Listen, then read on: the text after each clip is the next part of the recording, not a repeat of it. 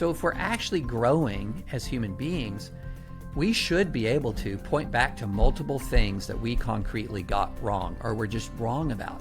And that is uncomfy to think through. So, and it's so uncomfortable, a lot of us just don't want to face it. Hey there, I'm Julie. Welcome to Uncomfy, a podcast about sticking with moments that challenge us. We share stories of real people in moments that challenge their perspective. And instead of getting angry or shutting down, they stuck with the discomfort. They stayed curious and they stayed open, and they're glad they did. We hope these stories inspire you to stick with it too, because there is so much to gain. New empathy, deeper relationships, more clarity about our own views. I'm glad you're here. Now, let's get uncomfy. Here's a story about admitting you were wrong in front of the whole world. I'm joined by David French. He's an opinion columnist for the New York Times, where he writes about law, culture, religion, and armed conflict. He's also author of the book Divided We Fall. David, it's great to have you. Thank you so much for taking time today. Well, thank you so much for having me. I really appreciate it. I just have to say that you have been top of my list for quite some time when it comes to this podcast, because I see you on a near daily basis and at least several times a week in the New York Times taking positions that bring quite a bit of, that requires some humility on your part, but also, to go very public about some of your viewpoints is probably always uncomfortable on some level. Well, absolutely. One of the things that I think when you're talking about my job as a columnist, how do you build trust with your audience? And a lot of people sort of think, well, you have to build trust by just always being right. Well, you're not always going to be right. You're going to get some things wrong. So I try to build trust by being transparent, by saying, here's what I think, here's where I come from, here's why I think it. And then if my views change on something, if I have new information, I want to say, hey, my views have changed. Here's the new information. Or if I make a prediction and the prediction turns out to be wrong, I want to take ownership of that and say, here's why, this is wrong. And I think that people all in the long run find that more valuable, because in the reality, they don't think of a columnist or a pundit or whatever you want to call me as infallible. They want to know you as thoughtful. Those are different things. Now, if you're thoughtful and always wrong about stuff, that's a problem. But they mainly want you to be thoughtful, not infallible. And so, and to my mind, that means show your work. And so that's what I try to do. I appreciate that. And it's evident in your work. I'd love to have you tell us a story about a particularly, uncomfy experience you've had showing your work publicly. Yeah. So let's go back to 2014. And in 2014, there was this horrible incident that occurred in Ferguson, Missouri. And this is when a man named Michael Brown, was involved in an altercation with a police officer, and he was shot and killed. And folks may remember this, the hands up, don't shoot. The argument was that an officer shot him when he was in a vulnerable position with his hands up in surrender. A bunch of riots erupted as a result of that. The Black Lives Matter movement sort of began as a movement roughly around this time as well. So I'm writing about this. At the time, I was not yet a full-time journalist when this occurred, but I was writing for National Review off and on. But by the time I became a full-time journalist in May of 2015, the issues surrounding police shootings and the issues surrounding, the criminal justice around police shootings was top of mind in America. And I had always grown up a kind of law and order conservative, traditional sort of Reagan law and order conservative. I had a little bit of a libertarian streak to me, but I'd not really thought through the implications in the realm of law and order. And so I was instinctively protective of cops. That was just sort of dispositionally in my nature, instinctively protective. And then also, by the time this happened, I had been practicing as a constitutional lawyer for 20 years. So I was dispositionally supportive of law enforcement. I had a long history of practicing constitutional law, and I could see the problems with some of the narrative around the Michael Brown shooting immediately. And so I leapt to the defense of the police in that circumstance. There was rioting. I don't like rioting, still don't. Was condemning the rioting and sort of was writing off a lot of the anger at the incident improperly as sort of a product of a lot of misinformation. And so I had some thoughtful people come to me and say, David, you really need to think through this issue a little more carefully, because the Michael Brown shooting, yeah, I'm with you. And as the Obama Department of Justice later investigated and found out that that was not, the hands up, don't shoot narrative was false. I believe Politico called it one of the lies of the year that year, that didn't occur. So yeah, I was right to be skeptical of that shooting, but they said, hey, take a look at this issue more broadly and look at it with an open mind more broadly. And so that was what I began to do, really starting in 2015, 2016, as other shootings occurred and other disturbing incidents occurred. Yeah, and could I pause you for that for a moment there? That this seems like a pivotal moment where someone approaches you with, I mean, maybe it was gentle chastisement, but it was like, I think you might be getting this wrong. I think you need to think about this maybe a little more deeply. How did that feel to you? Well, you're constantly getting negative feedback when you're writing in public. So I'm very used to getting critique. I'm very used to people saying this is wrong for these reasons. Not all of them are equally meritorious, right? Not all the critiques are delivered in good faith. Not all the critiques are very good or sound or logical. But I made a commitment to myself when I started writing that I wanted to be open to good faith critique.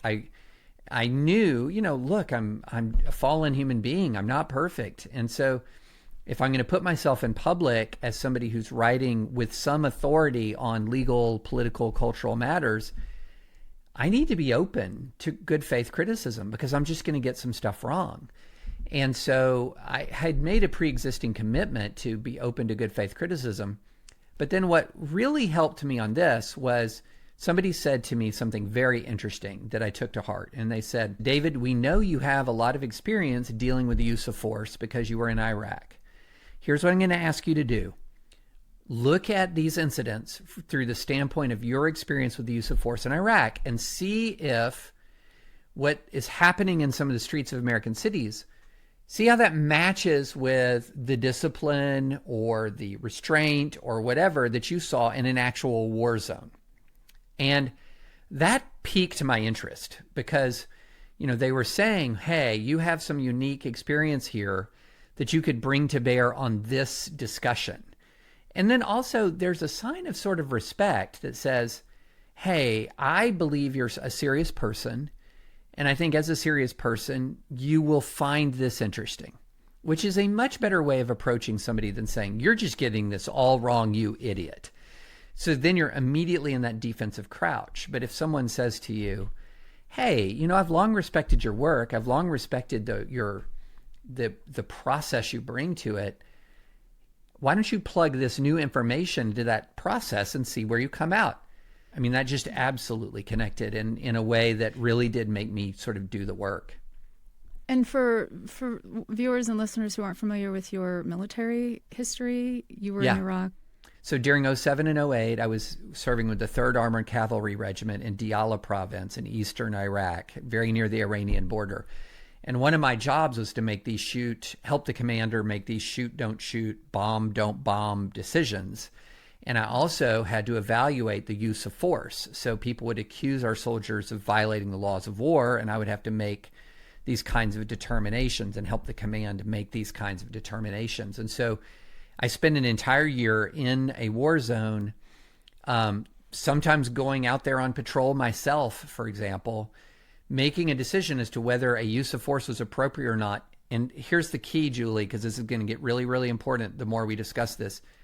The use of force in war, in an actual counterinsurgency wartime setting.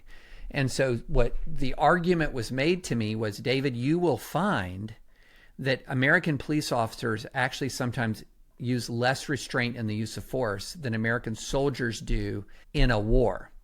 And I found that assertion to be surprising, right? Surprising. But then as I began to look at more of this body camera footage that's out there, as I began to dive more into a lot of these cases that were being prosecuted, I realized that there were multiple occasions in which American police officers in the streets of the United States of America were pulling the trigger faster than American soldiers would pull the trigger in Iraq, which is something that when I say that out loud, a lot of people say, no way, seriously? No way. But yes, 100% correct. And then I began to dive more into some of the legal doctrines. Why is this the case? And I began to discover that there was a combination of a legal doctrine and a psychological issue, sort of, for lack of a better term, but sort of a cultural / psychological issue when it comes to juries and how juries interact with police officers. So we had both some problems with the law and some problems with how juries interact with police officers that were creating, on sort of building on top of each other, a world in which quite literally police officers in certain circumstances were more willing to use force in an American city than American soldiers in Iraq and Afghanistan were willing to use force in an actual war zone. And that for me was striking. And that's when I began to write about this more and more. And I wrote a piece in 2018, 4 years later, that was why I changed my mind about writing about police shootings. And so what was the gist of that article that you wrote? And what did it feel like for you to kind of put that on paper? Oh, man, I knew people were going to get upset at this. Because there are certain topics that when you write about it, you know people are going to get volcanically angry. Abortion, of course. Israel, Palestine, of course. Race and criminal justice, another huge one. Like, people get very, very, very, very angry. And so what I wanted to be very careful. I wanted to say, look, when I'm writing about this, I'm not indicting the police as an institution, sweeping indictment. There are tons of really good police officers. There's tons. But the combination of law and culture has meant that we have too many bad police officers, and those bad police officers have too much legal protection.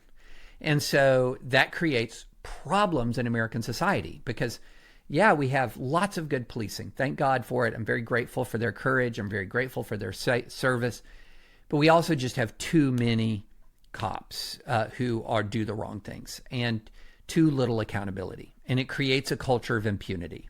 And so I tried to be very careful, and I tried to say, this is what I thought, this is what changed my thinking, and here's where I currently am. Because I didn't want to go from, I think I was in one extreme, which was my default position is that, I'm going to be instinctively defensive of cops. I didn't want to go to the other extreme, which is my default position is to be instinctively indicting cops.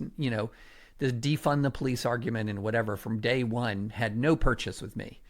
But what's the golden mean here? What's the actual true reality as opposed to stampeding to one extreme or the other? And that's where I landed on sort of the basic fundamental sort of golden mean. The true north was we have systems that protect bad cops inappropriately, and those systems mean that bad cops will inflict real harm on the American public. And we need to change those systems if we want to minimize that harm. So that's where I ended up. And so what's it like for you then to go back and read the stuff you wrote about these issues prior?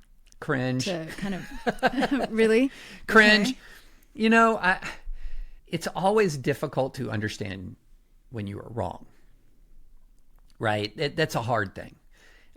There's this sort of theological concept called sanctification, which is sort of the slow process of becoming a better person over the course of your life. So all of us, hopefully by the time I'm 90, if Lord willing, I live to be 90, hopefully I'm a better person than I am right now when I'm 55. And at 55, I want to be a better person than I was when I was 35 or 25 or 15. So if we're actually growing as human beings, we should be able to point back to multiple things that we concretely got wrong or were just wrong about. And that is uncomfy to think through. So, and it's so uncomfortable, a lot of us just don't want to face it. And it's, in a very real way, it's almost like we'd rather be wrong and not face the shame than be right and fully acknowledge sort of the shame of being wrong. And so, I feel like a lot of it, you just got to own it. You just have to own it. I'd love advice on that because in addition, and I do want to just mention too that you actually are quite, not just on this topic, but you've been very open about, the ways in which you've changed your ways over time.